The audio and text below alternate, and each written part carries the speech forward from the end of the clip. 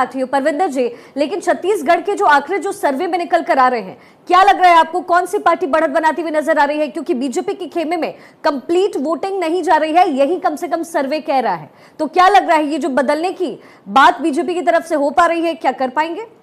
नहीं, देखिए जिस प्रकार से छत्तीसगढ़ और मिजोरम की स्थिति है, मैं पहले बताऊं, जितने भी स्टेट्स हैं उनके अपने अपने इश्यूज होते हैं। नॉर्थ ईस्ट के अपने इश्यूज होते हैं, और जो छत्तीसगढ़ है, चाहे वहाँ पे आदिवासियों की प्रॉब्लम है, उनके अपने इश्यूज होते हैं, और नेशनल इश्यूज बिल्कुल अलग होते हैं।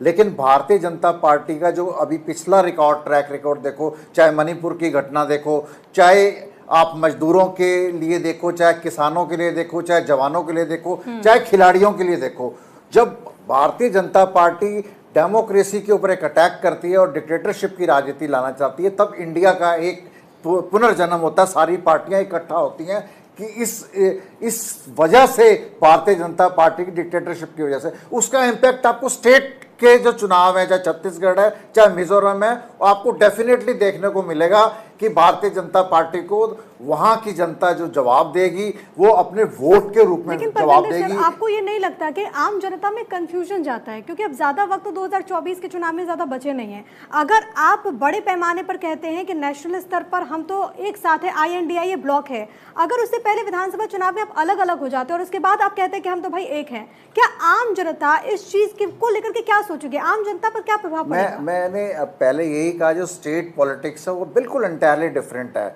चाहे नॉर्थ ईस्ट की अलग है, पंजाब, यूपी, हरियाणा और बिहार की एक जैसी है, लगभग एक जैसी है, क्योंकि वहाँ पे जो है एक आधा गांव कांग्रेस की तरफ होता है, आधा गांव बीजेपी की तरफ होता है, और वो ब्लाइंडली चलने वाले लोग हैं। अगर उनकी नाराजगी हो जाती है किसी नेता से या किसी पार्टी से, तो वो सारा वोट शेयर चेंज हो जाता है।